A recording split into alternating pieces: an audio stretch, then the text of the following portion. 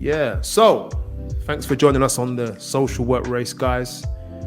You know about this channel. This is the channel where we have a space as frontline workers, professionals, to express ourselves. We also have a space to learn, and for those coming into the profession, this is your space to really get first-hand, second-hand experience. That's right. Is there such a thing as first-hand, second-hand experience? I think it is. Yeah. So here we go. You know, please share, please subscribe to the channel. Please let others know that it's here. It's really helpful. I just want to say today we are speaking to another professional, someone I look up to, who, secretly, respect in their role, because, you know, I think when you spent a few years as a professional in this game and you don't look like you're worn out, or you don't look like you're being burnt out, or that it's too much pressure or stress, it means that you are built for the job. And people like that, I will always look up to. Philippa, you know, it's what I see in it. It's what I see. It could all be a facade. I don't know. It could all be. But I just want to introduce you all to Philippa, and then we'll look at her job in early help. So Philippa, please introduce yourself. Just tell us who you are and what you do, and then we'll take it from there. So my name's Philippa. I work in early help. I senior early help worker, so that means I manage a caseload, but I also manage staff. But I manage like a small complex caseload as well as staff. Early help. Please tell us what early help is for those of us who have no idea. So the mantra of early help is supposed to be the right help at the right time. So it's getting service to families before we get to that statutory level, so they don't have to get to social work level, where things are at that point are getting quite critical. So so there's four tiers. So first tier is universal services. Universal services are like schools, hospitals, places that anyone have access to, and through those services you can get. So at school, if school can put in intervention if there's issues with children, and then if it's above universal services, then early help is at what we call tier 2, while social services is what we refer to as a tier 3. So it's trying to reduce families getting to tier 3 and trying to offer them support at the earliest point. Whether we're doing that at the moment is left to be questioned, because I'm finding that we're not actually getting to the families in time. We're actually not reaching them. Sorry. You went straight there, like, you know. I'm like, yeah, but you know, I can't beat around the bush. No beating around the bush. No, don't change a thing. I'm gonna work with you, but that's fine because you've told them where we're going. And I guess I'm always using this term. It's a bit like you know, what was it the Wizard of Oz? You know, there was someone behind the curtain. What's behind the curtain of it all? Right. What's behind the curtain of society? We're trying to stop people from coming in to a critical stage, right, or critical service. It's a bit like the GPs are trying to stop the public from having to end up in A&E, but they end up there anyway. Yes. And I don't know if we can explore why, because you've opened that can of worms. But before we go into that now, I want to know a little bit more about you, maybe a little bit of your history. You're in this role. How are you liking the role? How you work? How's the role working for you? You know, tell us a little bit about yourself. So I started out in youth offending, and I think at that point, well, before youth offending, I was in the NHS, and I've always had but it was more admin role in the NHS, and I've always had kind of a curiosity around why people are the way, around just behavior, curiosity around behavior. So then I decided to study criminology. So I did a criminology degree, and then I did a criminology master's, criminology and criminal justice master's, and then I went into youth offending. I enjoyed working with youths, but what I recognized was a lot of the work that I was doing was being undone because it was being done in silo with just the young people. So I wanted to kind of expand that and look at the whole family. So from that point, I went into early help where I could just work with the entire family. So I have a more holistic approach rather than just helping the young person. And the young person, sometimes they would come back and they would say, this is happening at home and that is happening at home. But with youth offending, if there isn't a parenting order, there isn't much you can do around the parenting, is there? So that's what kind of led me to early help. I love my job. I thoroughly enjoy my job. There isn't any 2 days that are alike in this job. Yeah. It's frustrating. It's frustrating. But I do enjoy it. You and I have got a similar history, although I don't have as many degrees as yourself and masters. Don't worry about that. It's the experience that counts. Right. I love learning. I actually just love learning. I love knowledge. So I probably will be forever a student. Studying. Yeah, but always. And Yeah. I like knowledge, but I don't want to study for it. That's the difference between me and that. But that's powerful. So we have a similar history because of youth offending experience, which is interesting frontline work. I don't know if you did any court work, but it's like, but you're meeting them, they have to meet you and they have to engage with you, and you're like, it's frustrating because you're like, I'm working with you, but the system that you're from, the family, your ecosystem, your environment, can we tap into that? And I think that's what you were saying. Can we tap into your environment and make changes there? And that's where early help comes in as well. Yeah. And give us a synopsis maybe of the types of cases that you're getting. Gosh, it varies. It varies from families at risk of being homeless to children experiencing anxiety around school attendance, families who, so we get sometimes work that have been stepped down from social care. So then they're no longer in the statutory phase. And so what needs to happen is kind of tidying up, doing some intervention to which allows the family to be sustainable, to move on and no longer need services. So with that, we do get cases that were previously child in need or child protection, domestic families who are experiencing domestic violence, families who are separated and have issues parenting together, families where there is child to parent abuse. I'm going to call it that. Child to parent abuse. Or vice versa, parent to child kind of abuse. Some of it, well, when it's physical, normally gets to the social care, but a lot of the time it's verbal or psychological, and that's harder to pinpoint. You really need the time and the effort to sit there and listen to the stories and unpick them. So, and then if that's the case and you're finding abuse, then whether you step it up to social care. So it really varies. And I always say a case will come and it will be about school attendance. So their school attendance is below what the government says, 90%.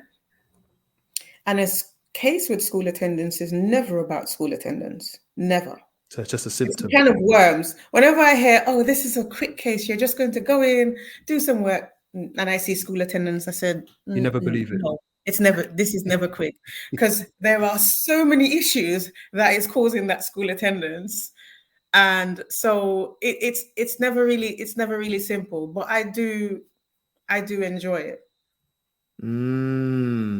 Cans of worms being opened. Curtis has got to manage them. I mean, I think one of the skills that we need to learn is learning to see the causes from the symptoms. Wow, that's Because, like you just said, and I'm just repeating what you're saying, school attendance is not about school attendance, it's why. No, And as soon as no, you it's get into the why. family, you start to see a lot. Often you'll start to see, oh, that's why. It's a culture. Sometimes it's just a culture. Yeah.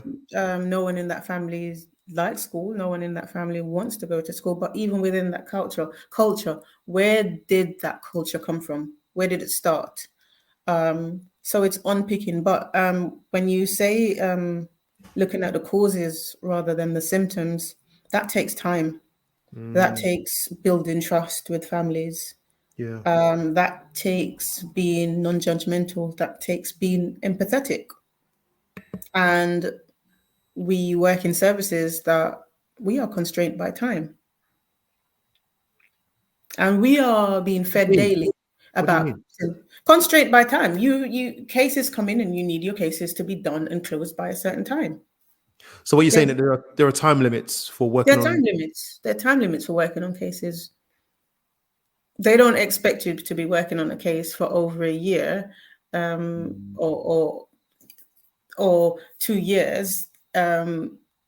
You should kind of wrap up the most pressing issues and allow the family to work on some of them on their own, because you don't want to get family dependent on services either. So it's that balance. It's that balance of equipping the family with the tools that they need to function effectively and to adapt to mm, whatever challenges they're going to be faced with after you've left them. But it's also that balance of being there long enough to implement them with the skills, to understand what the causes are to the symptoms that you're seeing, so you can give them the right skills for those causes. So some families you're going to look at and think this is, well, or assess, should I say, after your assessment, you're like, this is going to be longer than a year, Mhm, mhm. but I don't have a year. But I don't have a year. So then you have to balance what is the most important, because you will never be able to fix it. You're not Nanny McPhee. You will never be Mm, able to fix everything with a family. And that's why I said you have to give them skills so they can adapt to whatever challenges that are going to come after you've left. This is life. It's mm, always moving. There's risk everywhere. mm, So you have to help them to know how to maneuver those risks or maneuver those adversities that are coming. mm. And that's if they want to, because some families don't want to I love it. or afraid of change. They're afraid of change.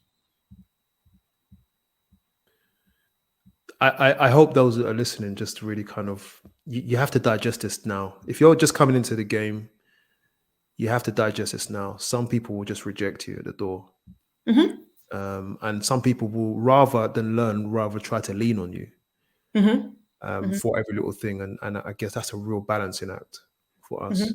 Hmm. Hmm. What, as a side note, or sort of side note, what was the impact of lockdown from your experience? On families or on myself? No, not on yourself, On families, yeah, yeah. gosh, the impact of lockdown, I think we're still yet to see the full Ah, impact. We are still yet to see. Um, Mental health, as it stands, is that there's a crisis that's in mental health, because the amount of children that had kind of didn't have that much issues around school attendance, around the anxiety levels among children have escalated.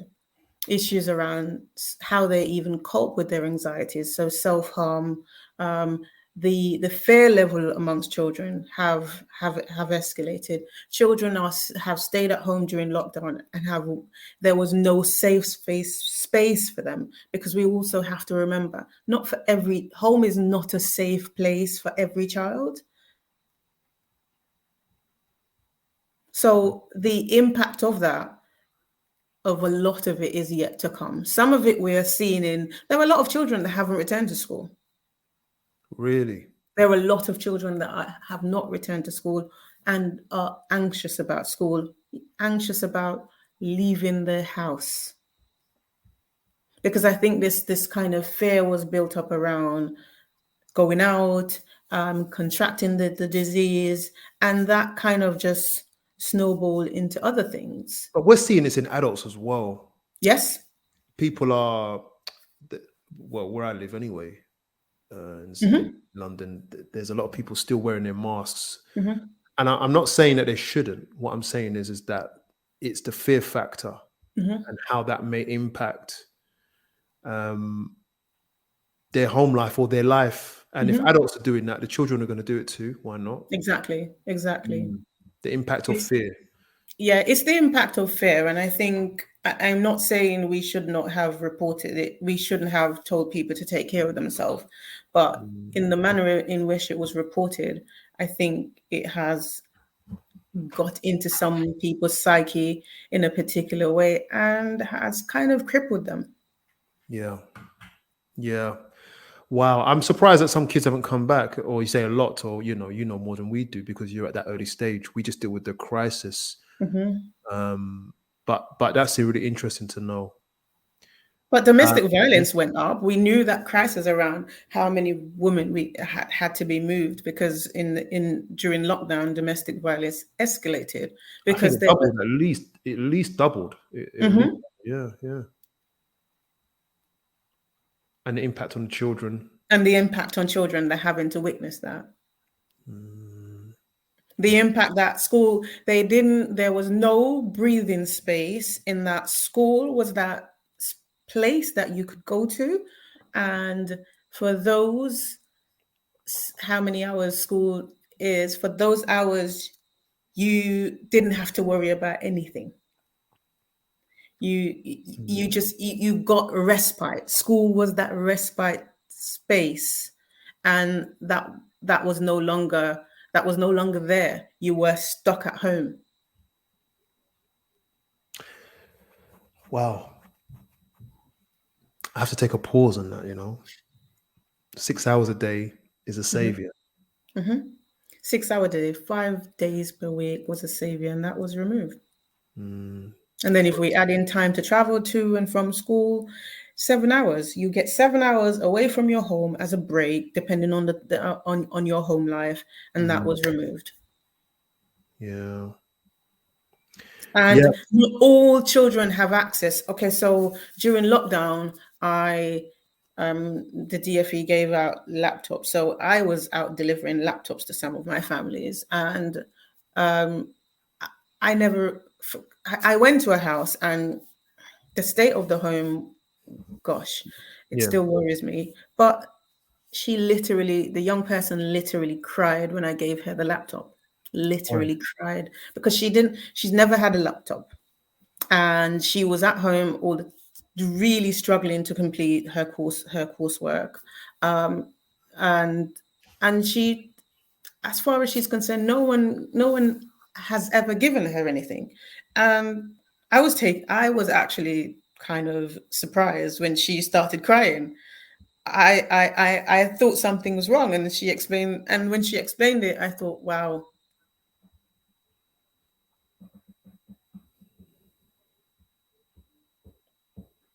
So not everyone at home during the lockdown had the resources to still continue their education.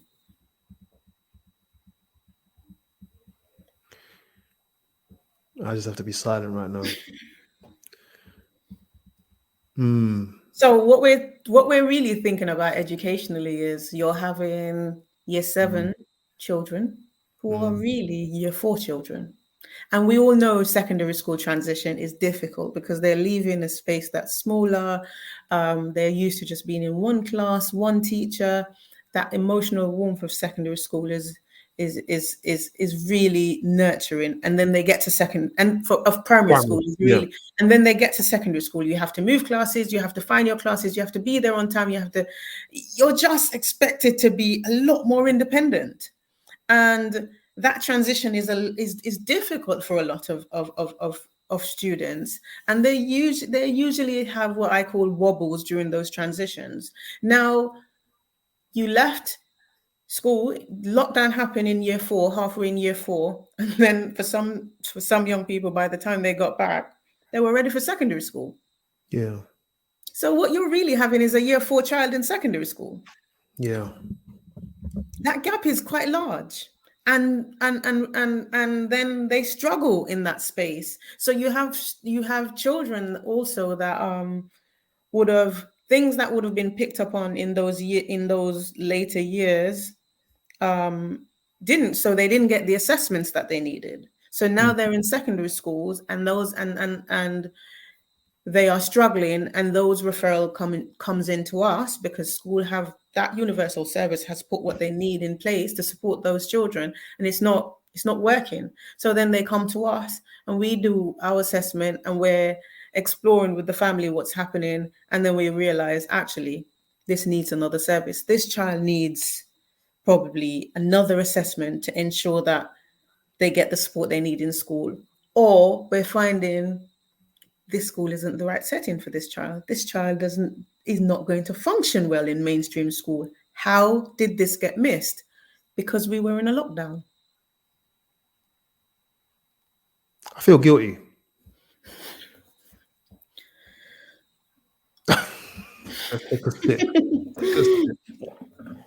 It's hard. We do what we can. Do you know what? Because when we're doing our assessments, I think what's been missing, and this is an interesting point, what's been missing is the impact of lockdown from our assessments. And you've just woken me up to that. I've always known it to be a thing, but not to count it as a possibility for some of the families we're working or children we're working with. That actually lockdown, they're responding to it. Yeah, and also, you also have children coming out of lockdown that have experienced bereavement. Yeah. And this was a different type of bereavement as well. And this is a different type of euphoria of it. Exactly. Yeah. So I in terms of professionally and even personally, I've known people that have gone through the bereavement process during lockdown and really have struggled with it. And one of the things I have said to them and reminded them is that there is nothing wrong with struggling around bereavement. That's normal. But what I also noticed was the normal rituals around bereavement that helps the process were removed because of lockdown. If you really think about it, you would have had for some people they have gatherings, they have people come to their house, they get hugs, to sit together, kisses, hugs, talk about, speak about the stories, talk have about a laugh, all the things, just reminisce about this person. Then you have the funeral, then you have the gathering after the funeral. All of those are kind of rituals that we engage in when there is a bereavement, and it helps. And all of that was taken away, and then the normal support was not in place for those events. And so of course you're going to struggle. You're watching a funeral on Zoom by yourself. It's the customs of you're in the church and you're crying, and someone comes and they hold you and they give you a hug, and you can just lean on their shoulder and they say, it's fine, it's okay, it's going to be okay. Cry if you must. You're sitting at home watching a funeral on Zoom, and you're wondering why you feel like you're losing the plot, because your emotional support isn't there. The safety net that used to happen, the safety has been taken away. Now, this is, for me, it's not an indictment on whether the government did well or didn't do well. I'm just saying there are other knock-on effects from the lockdown that we are yet to really, really think about. Yeah. And I like that you said we don't know the impact yet. We're going to have to wait quite a few months, I think maybe near the end of this year, to see what's happened. And I think on top of that, there is a financial crisis that is taking place. Gosh, I mean, I don't. There's another. I've got about 3 more questions for you, but we're getting into it. Hopefully, the listeners will appreciate it. But we're getting ready for, and this is where early help comes in. More so, what's coming as a result, and that whole mental health aspect. I remember I spoke to someone this week, and they were talking about someone being. They work in a hospital, and this lady came in. Her face was beaten up quite bad, And she said, "Yeah, my husband, he's because of the lockdown, he's not able to earn the money. His job is changing, and not that we're justifying here, but everybody's attributing it to money and lockdown. And whenever you see, in my opinion, whenever you see someone beating another domestically, Mm-hmm. it's not just violence; it's a mental health Mm-hmm. crisis as well. Mm-hmm. And we don't justify that behavior, but again, I think we're at another beginning of something else that is going to have a similar impact. Mm-hmm. Mm-hmm. And I think that's why I say it's important for when we're engaging with families, we give them tools to manage difficulties. We can't say exactly what the difficulties are, but you give them tools, because what we probably also, for me, sometimes I explore with families are, so what's your family script? What were you taught around how you deal with troubled times? Because for some people, they are taught we don't talk about it.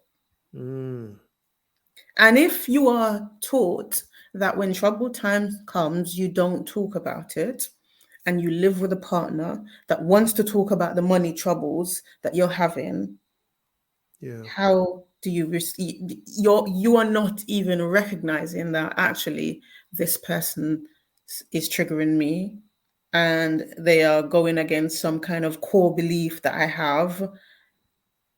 And then again, how do you respond to when, do you know when you're being triggered? I sometimes ask young people, do you know when you're about to get angry? Do you know what happens? Do you know how you feel? Um, what does your body say to you? What's happening when you get angry? Tell me do you know some of the signs? And more than often, a lot of them don't. And sometimes when they will say, what do you mean? And I say, well, I know when I'm getting upset. My ears starts getting quite hot. My ears start getting hot. My body temperature goes up. I know I need to exit the conversation if I start, if almost like my mouth is dry, yeah, because it's almost like, okay, so my brain isn't even working in the way that it should to process the information with us in a logical way. So that means I need to take a break, because after that point, it's probably going to be anger. So it's teaching for me. Sometimes I yeah. teach young people that, There's so a they level of know when to therapy. exit a situation. So you're teaching. It's almost like one of. I wanted to look at interventions. A Mm-hmm. very brief look at interventions. So you're offering a level of therapy for the family. Mm-hmm. So an early help practitioner will explore with the family Mm-hmm. areas of development, areas, trigger points, Mm-hmm. Mm-hmm. form of So, therapy. Yeah. so we in our assessment we use genograms. So with Mm. genograms, if done correctly, you get to see patterns, scripts, beliefs within families. Because once About the you're generations. by the generation, because a genogram will involve minimum of 3 generations.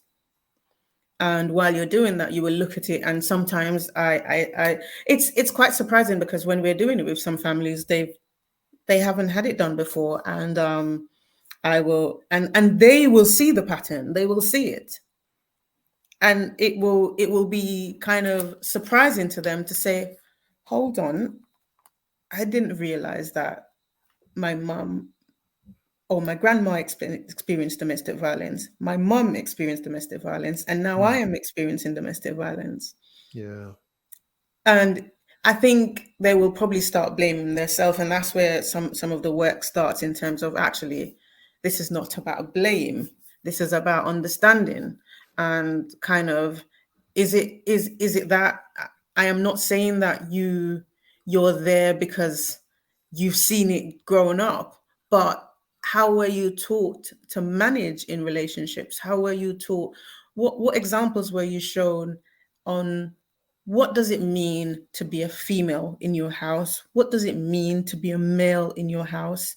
Um, it's kind of that kind of intervention. Like I've always said, even on a personal level, I'm a mum, and sometimes I get upset because I'm human, and I will shout. And my child will attest to that. I will sit her down. And I will say, I will do things, and I need you to know that is because I am struggling to manage my emotion, not because of what my response is not. Yes, it may be of what you've done, but I've chose to respond it in that way. So you don't need to own. You never need to own my response.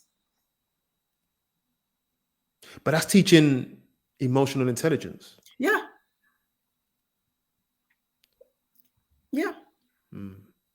That's a massive So lesson. That's a massive lesson. For your own home, that is a massive lesson.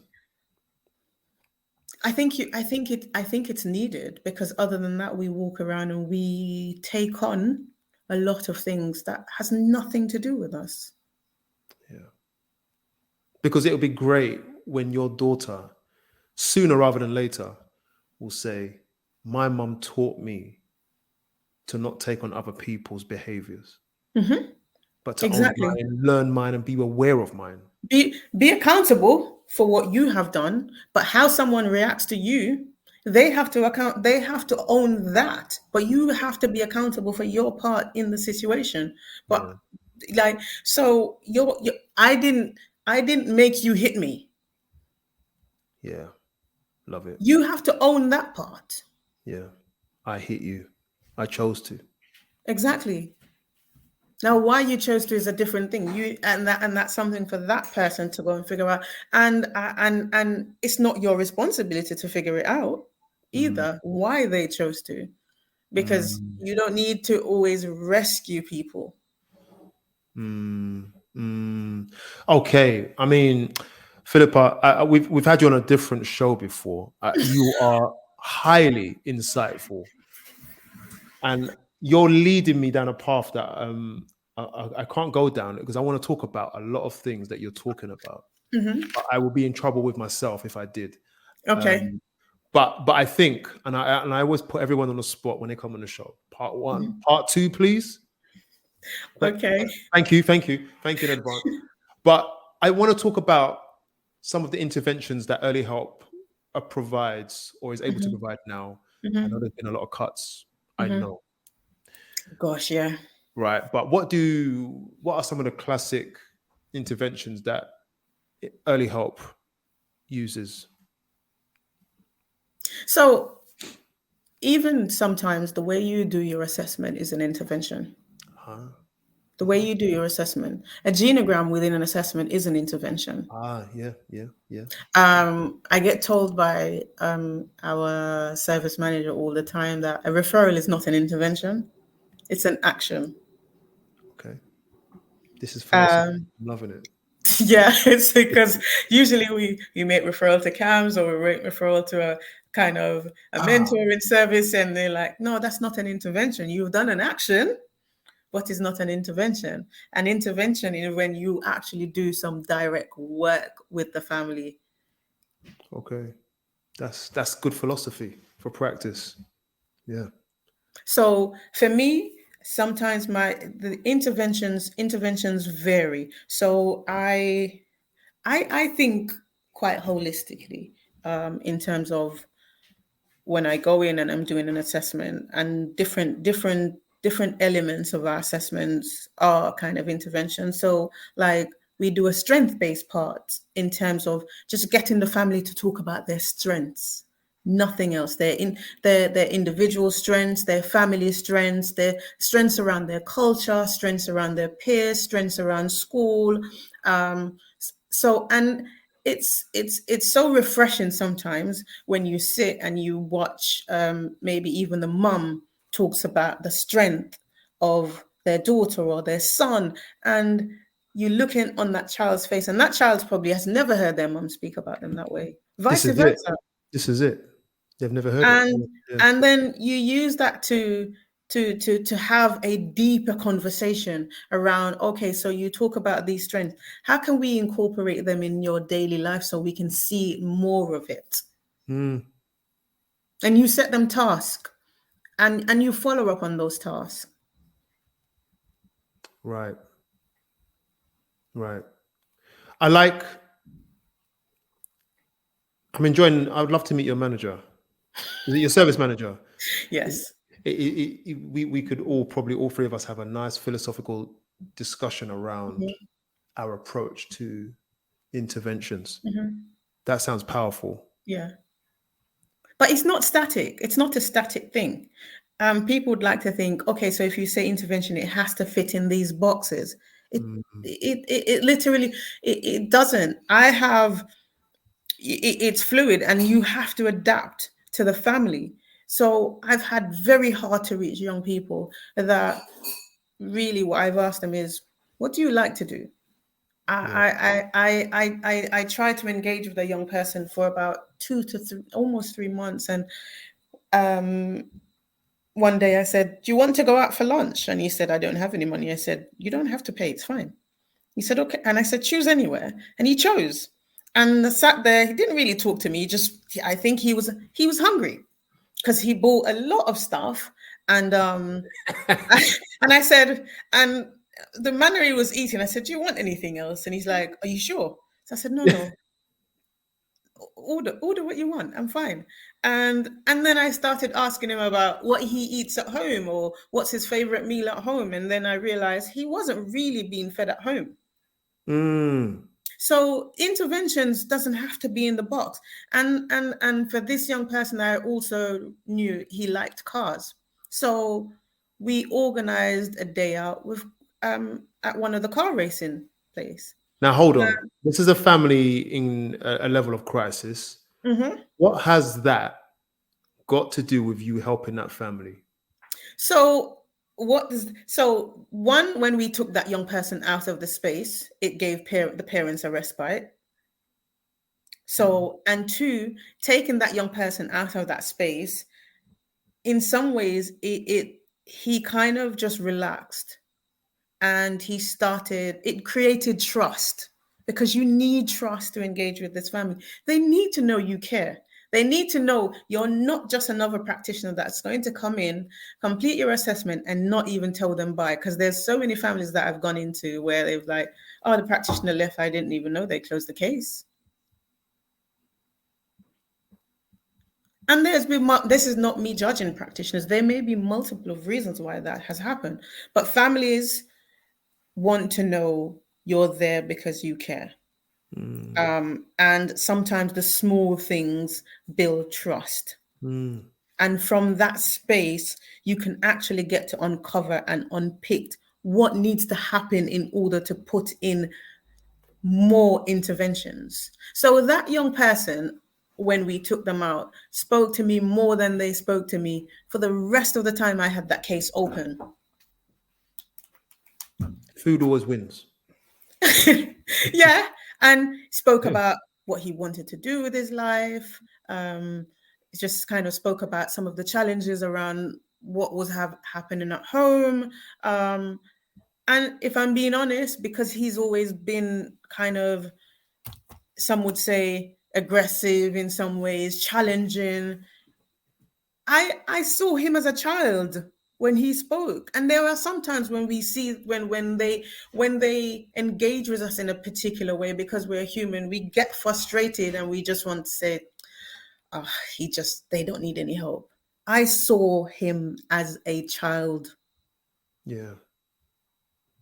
Which they are, right? Which they are, really. Which they are. And for them, they've built up walls because they're scared. They've built up walls because they've been let down. They've built up walls because their main caregivers that they were supposed to trust have betrayed them, have harmed them in certain ways. So how are they going to trust you, a practitioner that they've never really met before, probably coming into their life, going to walk out? They know some of us who are here intentionally. In the same way we can go into a room and we can just have a feeling about certain things. Families know, young people know. So this leads me on to this point. I mean, we had a brief chat earlier on. I'm going to throw it at you. Seeing people as numbers. seeing people as numbers. Workers, professionals seeing clients. Yeah, Numbers. I think it's. I think that's. I think that's probably a top-down thing that trickles down. It trickles down to the practitioner. Because if a practitioner is, most practitioners that I know are in there because something drew them to this kind of work. After a while, people may lose empathy or they burn out. But that's a different story. When they came in here with a zeal of wanting to help others. Yeah. The idea around numbers get trickled down because there has to be a balance around the numbers, making sure that the data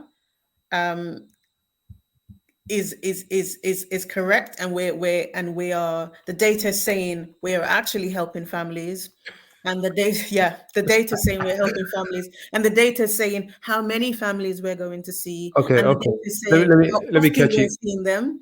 Let me catch you here. Listen. Yeah. I'm just going to think carefully about what I'm going to say, But because remember, the data is what gets us paid. what I'm just going to say, numbers are needed, but I think I can honestly say that they do interfere with the work that we could do, or they do interfere with how impactful or effective we might be. So I'm listening to you talk, and I think you being on the front line,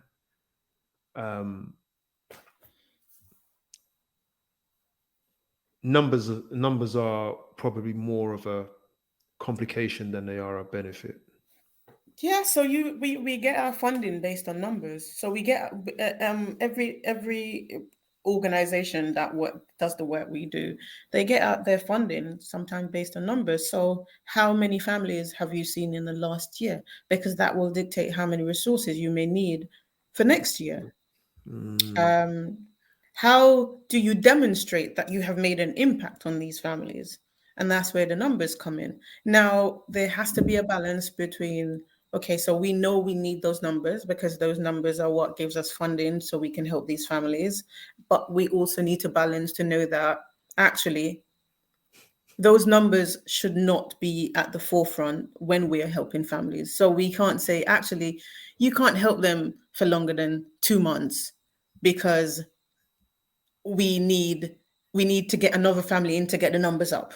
Turnover. Yes, the turnover. We need that turnover. That's a sad set of politics. But the thing is, and when I say top down, it's not necessarily top down even within the organization. We're talking about top down from government, from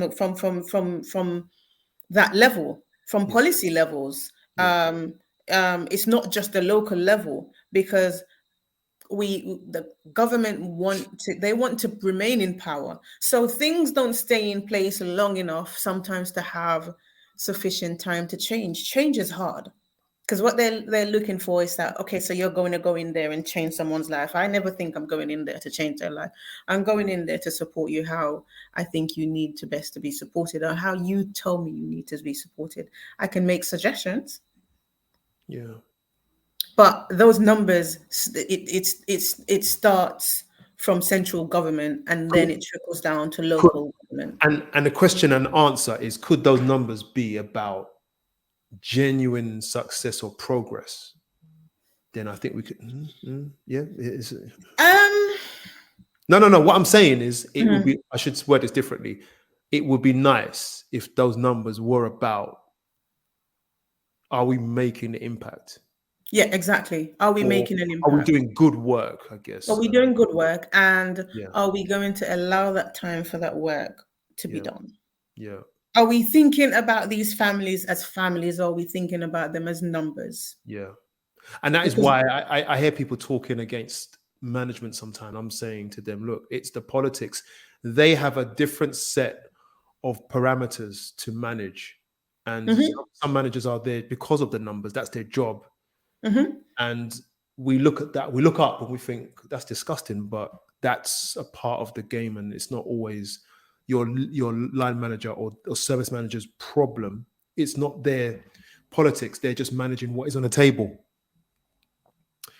But as someone who manages it myself, I have to balance that number, because I have to say, why is this visit not done? And that is sometimes that is about number, and that is also around about the person. Because the reason is that sometimes it's about number is that family may not need a visit every week. That practitioner may need a time out to actually reflect on the last visit in order to formulate an intervention for the next visit. That practitioner may really need to sit and reread their home visit to see if they what themes is it bringing out that I didn't miss because I was in the flow of it.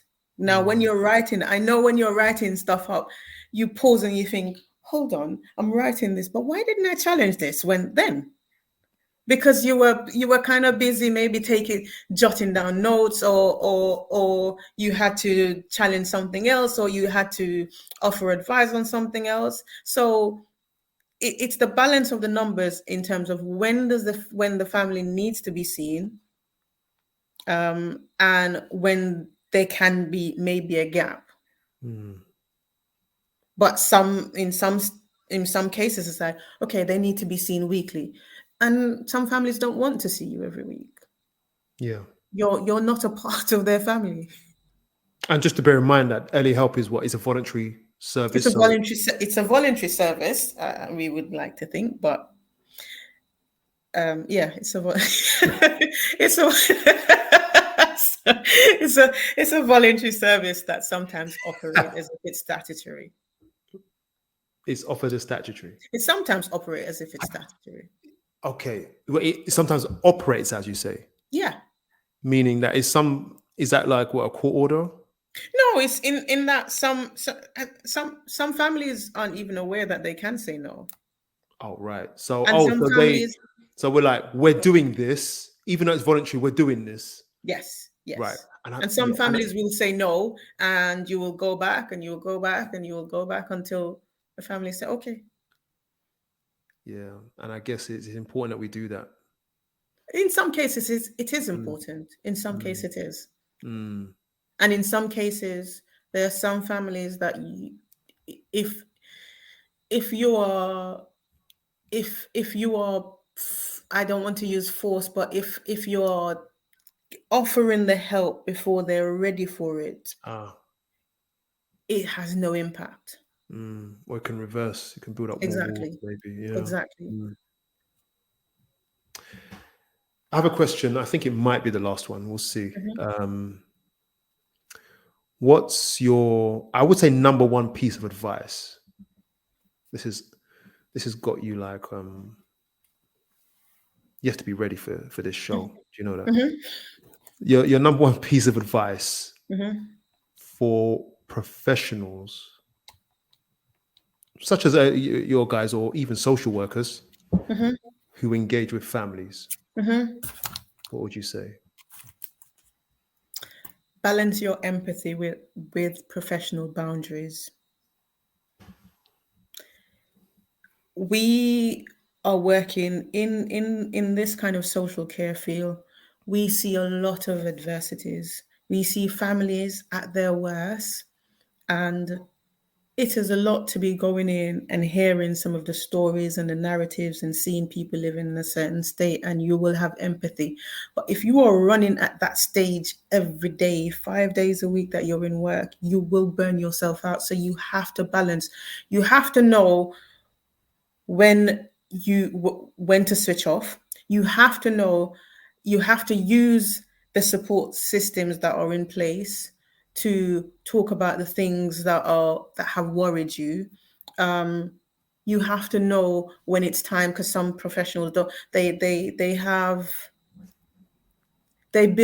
I don't want to say a bond, but they have a liking to some families. So because of that, and because your empathy towards it, you may miss risk.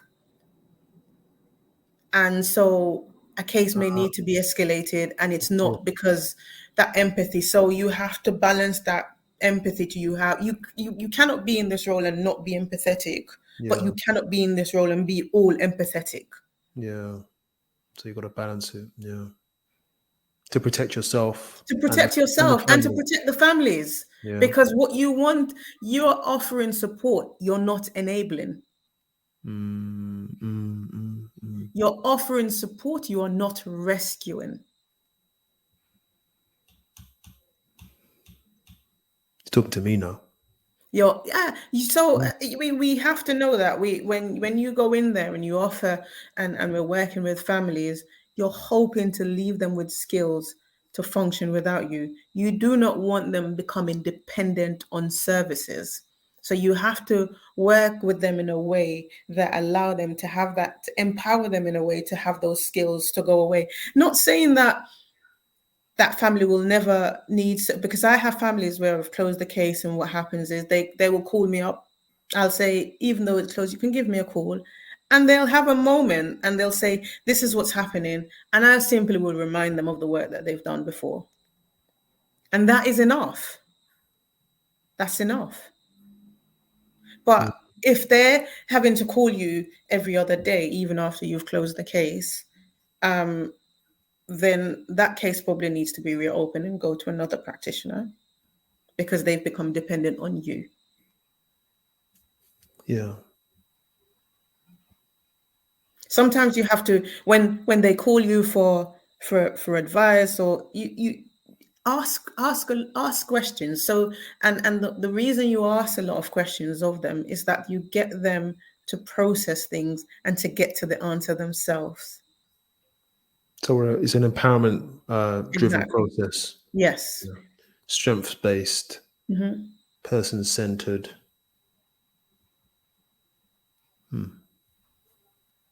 So I think for this profession, that's one of the things I'd say. I would say if you're not intentional about wanting to support families, don't choose this job, because someone's told you it pays well, and I don't know about that, or it's a good qualification to have, or that's what most of your friends were studying, so you went along with it. First 2-3 weeks on a job. Exactly. Exactly. So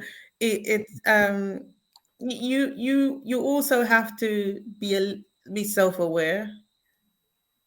I think you have to be self-aware in this, because families will project on you.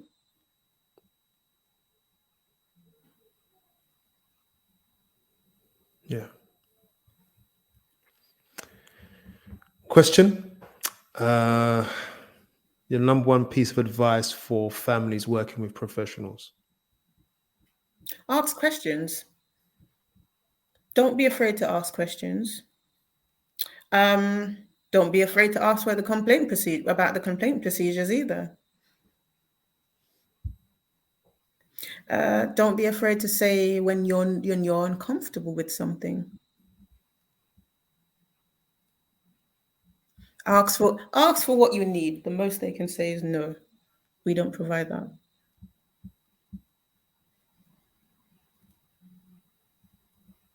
Be protective of your space and be protective of your story.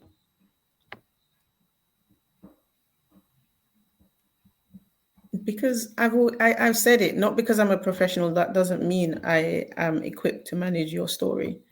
Because then I've told you, families, they've told you that story, and then you don't know what to do with it. So then you say, okay, I will see you next week. And that person is just left with all of the emotions of what they've just told you, because they've decided to open up to you. Yeah, you unpack them and then leave them. You've unpacked them and just left them. Yeah.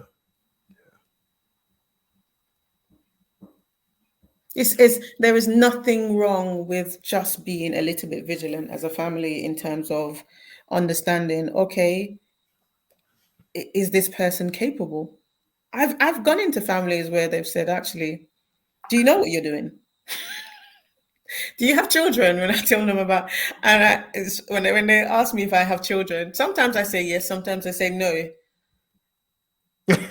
So no, sometimes I will say no because I suppose, okay, so are you saying if I don't have children, I cannot tell you about parenting? Because the no sometimes is depending on the client. Because for me, I want it to stimulate a conversation. I was just about to say that is Yeah, a it's good about opener because you can stimulating. unpack what they're processing Exactly. and they recognize actually she's trying to Exactly. help. She might be actually Exactly. really good at. She might be Exactly. good at her job. And sometimes, Mm. so particularly with young people, because sometimes when I'm doing like one-to-one sessions with them, I ask them a lot of questions. And I say to them at different junctures of my intervention, I say, okay, you get to ask me 2 questions because I've asked you so much about your life and you must be curious. But within reason, because if they ask me something that I think is quite personal, I will say, sometimes they ask really like trivial stuff. Oh, do you have children? Or, so do you know what you've just told me? Do you do that with your child? And I'll be like, actually, I'm probably stricter with my child. And they'll be like, really, miss? I'm like, yeah, I'm probably stricter with my child. You have to be. And even in kind of, sometimes I mediate with families. It's about, and when you spoke about intervention, that's another intervention. When you go in and you have parent and child conflict, and you hear the story of the child and you hear the story of the parent, and you're like, okay, so there's a lot of unsaid that's not being said within those conversations. So I sit there with them and pick out the unsaid and get them to tell each other. Yeah. Mm. So in this job as a professional, you have to be patient. Mm. You have to be patient. And it's okay sometimes to have emotions about certain situations. I've had young people that I've worked with that they've gotten involved in incident and I've sat and cried about it because it's emotional. Mm. I've had young people that have been harmed and it's really hurt me to the core.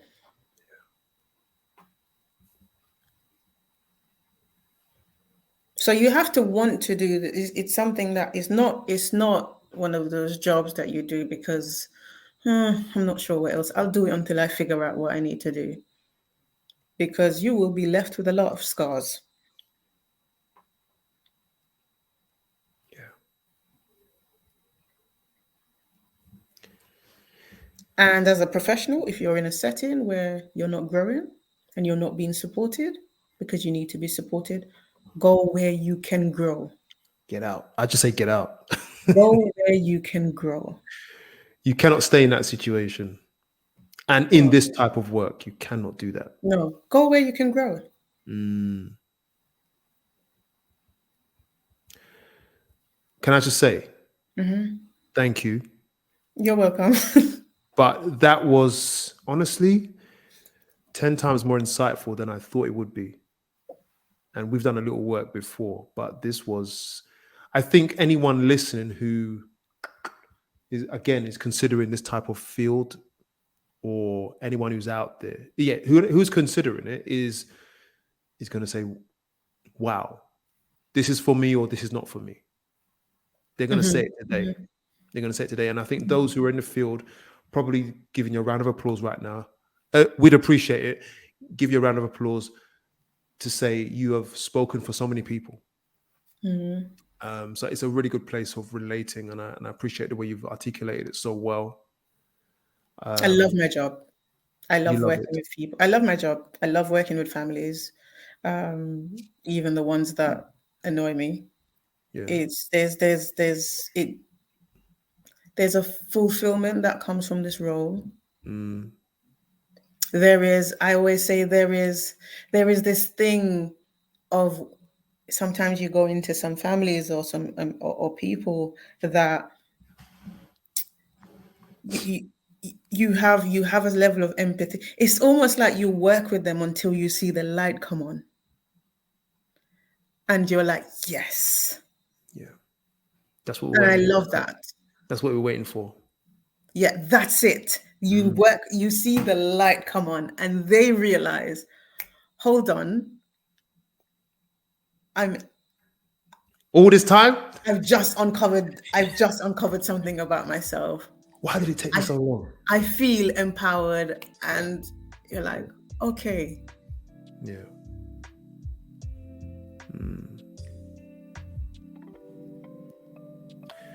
Well, I can't hear the listeners, but if you want a part 2, there is more to talk about.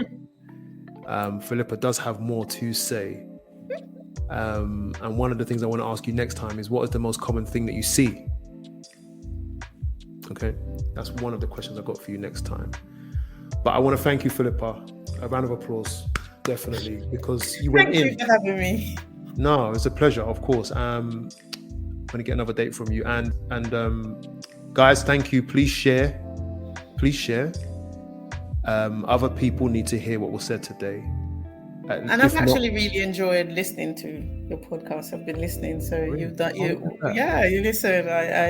It's really good. So well done, and keep on. And I've actually learned. I think I've come on, let's extend this. Go. I did. The CAMS practitioner you had on was very, very, very insightful. I was like, okay. Yeah, so because CAMS is like a secret world in a sense, isn't it? Yeah, I didn't realize CAMS wanted us to say what we thought is happening for the child. When she said it, I was like, okay, because sometimes for some people you would think, actually, they may think you're overstepping it sounds like you're giving the child a diagnosis, and you want to shy away from that. So her interview was really, really insightful. You had a young lady that spoke about her journey. I think she went through the care system. Yes. Well done. I've really actually, even as a practitioner, I've listened to it, and I'm like, okay, I'm learning. And like I've said, I love knowledge and I love learning. So. And you know what you could do? You could do me a favor. You could send someone my way. Send someone. Okay. Actually, I'll send you my service manager. Do that. Then we can touch more on the numbers. Okay, I'll do that. The politics and the numbers. Would love to. I'd love to. Yeah, that would be really nice. Look at that. Hustling on the hustle. Yes. Love it. I appreciate the feedback. Thank you for your time, and we'll see you soon, guys. Please share. I'm going to say it again. Please share. Please subscribe. Download. Do what you got to do. It helps the show. It will be on LinkedIn for the most part. Push it out there. Take care of yourselves. Bye.